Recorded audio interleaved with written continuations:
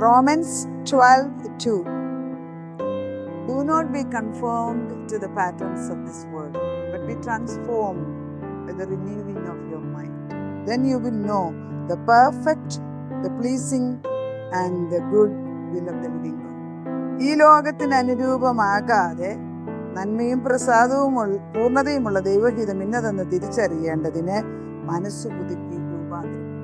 അപ്പൊ മനസ്സ് പുതുക്കാൻ ദൈവം ആഗ്രഹിക്കുന്ന ദിനം പ്രതിയാണ്. എപ്പോഴും നമ്മുടെ മനസ്സിനെ കഴുകിക്കൊണ്ട് തന്നെ ഇരിക്കണം. ജീവവെള്ളം അത് വചനമാണ്.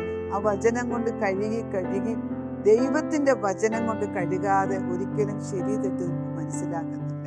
എന്താണ് കർത്താവിന്റെ ആത്മാവ് പറയുന്നത്? നന്മയും പ്രസാദവും പൂർണ്ണതയുമുള്ള ദൈവഹിതം ഇത് വചനത്തിൽ കൂടിയാണ്. ഇത് പരിശുദ്ധാത്മാവ് പഠിപ്പിച്ചെടുക്കും. യേശുവിന്റെ നാമത്തില് വചനം വായിക്കുമ്പോൾ പരിശുദ്ധാത്മാവ് നമ്മളെ നേർവഴിക്ക് നടത്തും.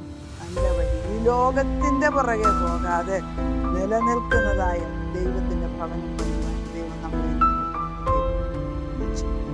ദൈവം നമ്മളെല്ലാവരും അനുഗ്രഹിക്കും.